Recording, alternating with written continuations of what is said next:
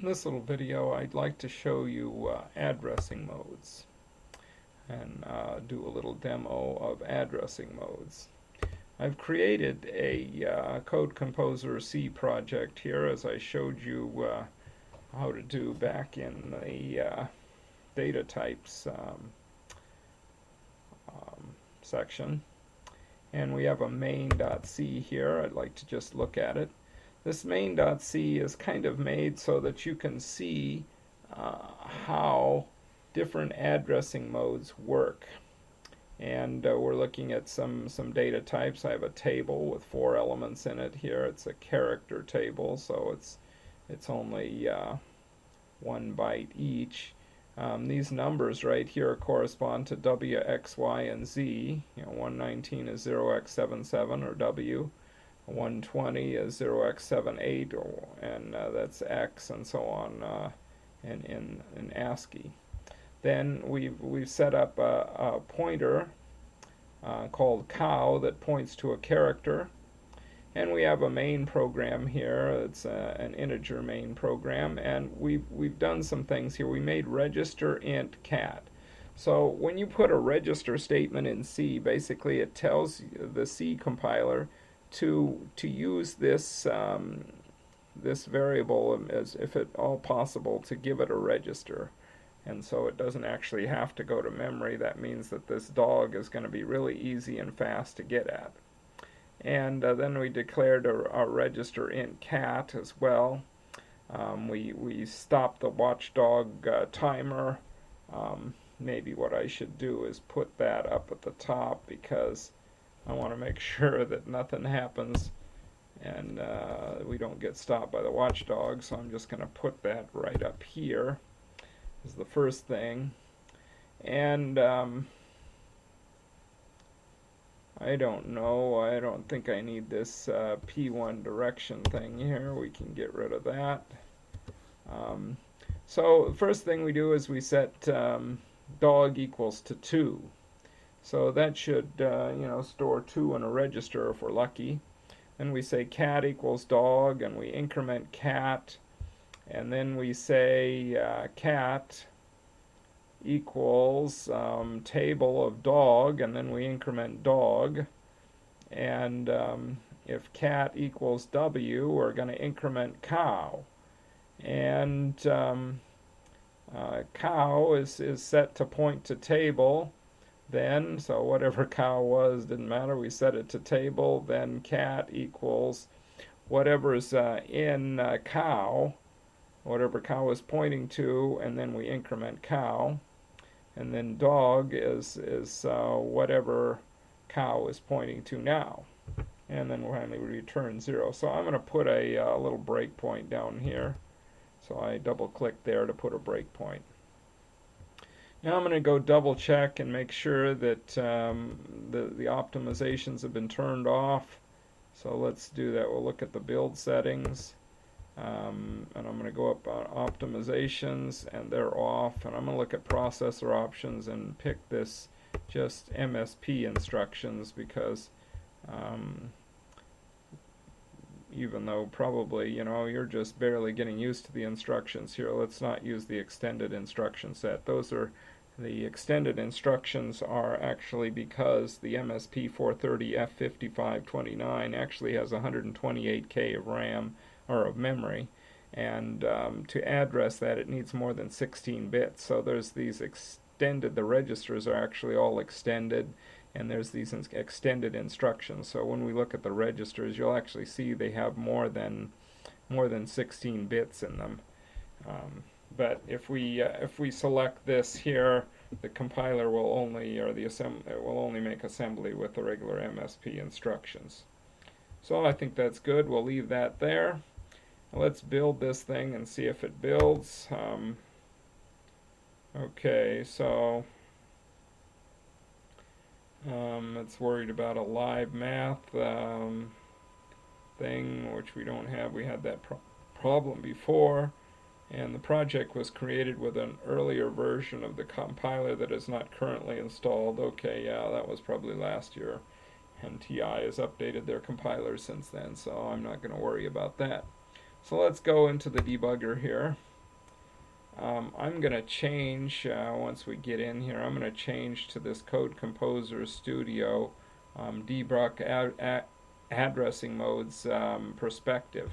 And this perspective, I've just dragged all the things around so that you can see the stuff that I want you to see here um, better than you could in the regular debug perspective, because there's not a lot of room on my screen, and so I've just kind of got rid of certain things that I don't really care about. Over here you can see the main C program. It's really kind of hard to read it because, it's all just a tiny little window there.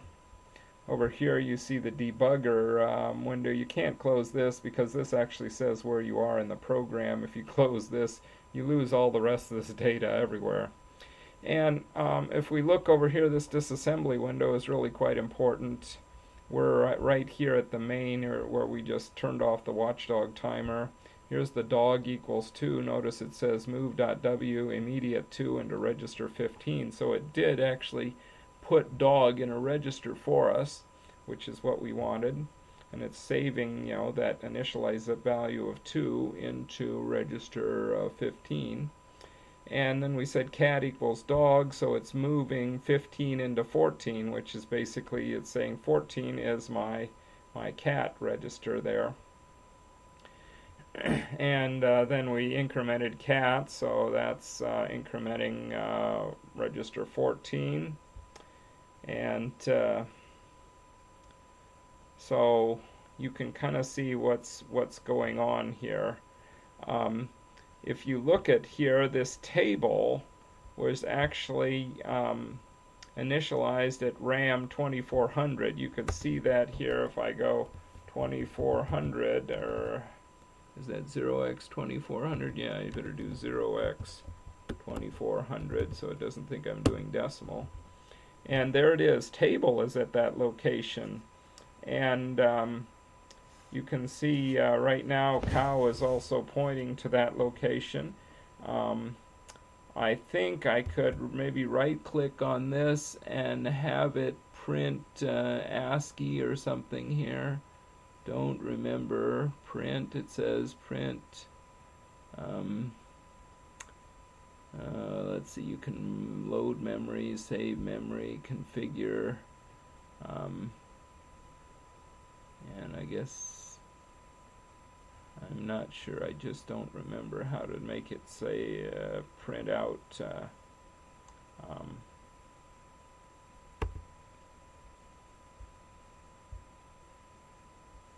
don't remember how to make it print that out in ASCII. How do you do that? Well, I'll figure that out later for you. So anyway, these are the 7, 8, 7, 7, 7, 7, 7, 8, 7, 9, 7A. Those are in Little Indian format. Those WXYZ. And you can see that over here, the addressing mode here that says, look, whatever's in R15 plus 2400. So this is kind of like the base address of table, and this is the index like I or whatever. And then we did a compare, 77 to R14. That was this compare cat to W. And if that was the case, then we're supposed to jump not equal to $C, $L1, which is this label down here. Otherwise, we're supposed to let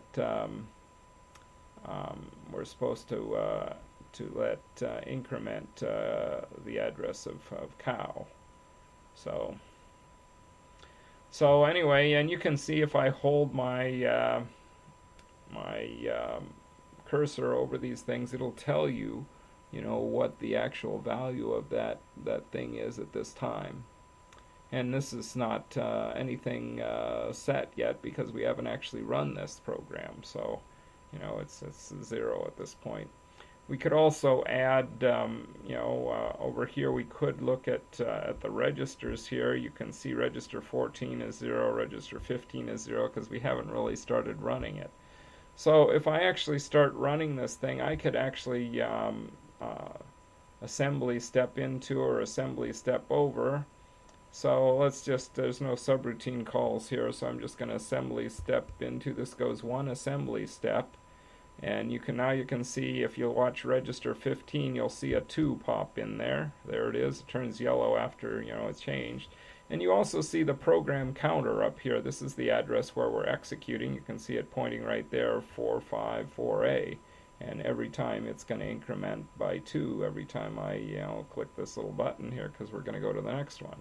So now we should see that 2's appear in register 14, and there it is. And now we should see it increment. It's now, one more, it's bigger. And now if we watch the table there, we're going to move something into that table, but it's actually cat equals, I guess we're going to move that into cat. So if we were actually watching cat, where is cat? Cat is address 121, so if I was actually looking at 121 instead of 2400 here, 121, what was in register 14? It says 79. Must be 0x121.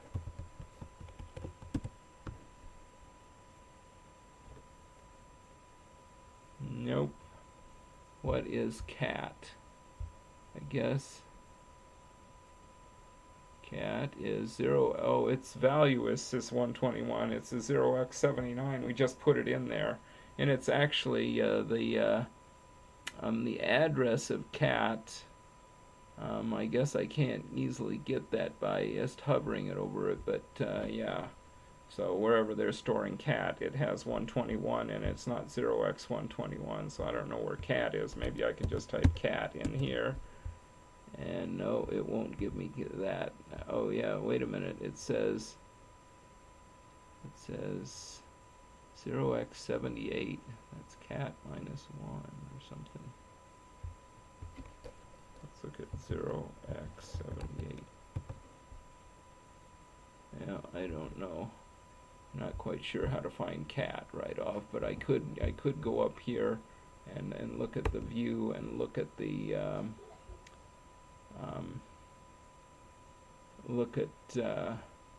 the variables here, and it would tell me what it was there, but I don't really want to mess up my nice perspective here by doing that right now. Well, I suppose we could try just for kicks. Let's try it. Variables. So variables, where did it pop up? Oh, right here. Here it is, cat. And I guess I've got to do that. Cat is the top one.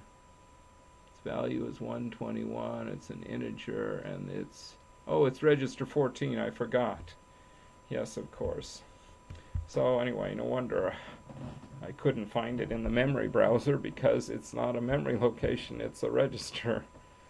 So anyway, you can kind of see what's going on here, and you can see the different kind of addressing modes. Like, for example, this is similar to a C array is using this indexed addressing, and I didn't put well, down here where you're using pointers. This is cat equals star cow plus plus. So notice that it's moving at sign register R15 into R14, and then it's incrementing R15. Remember, 15 was the cat. So you can see how indirect addressing works here. And you can also see how absolute addressing works here, because they moved R15 into absolute cow. So I think this is something you should play around with. Try and look and see what you can learn by looking at the assembly, and you can watch the registers change here, and like I showed you, you could actually bring up the variables and look at them if you've forgotten where they are, like I did. And you can step along in assembly language with these guys. I could just run and it'll stop down there at the return. There it is, it stopped at the return. So Here's where the return is, right here on the main program, and you can see there it is, and the main actually starts right here and it ends right there, so it doesn't produce that much assembly language really. And you should be getting to the point where you can start understanding a bit of what this is doing here. And you also should be able to take a table and take these things right here and convert them into the machine code over here if you work on it a little bit. So all of this is something you can look at least at some point you should be able to do that. I don't remember where you are right now, but you possibly could do that. So that's the end of this little video, and hopefully it helped you understand addressing modes and a little bit more about Code Composer Studio.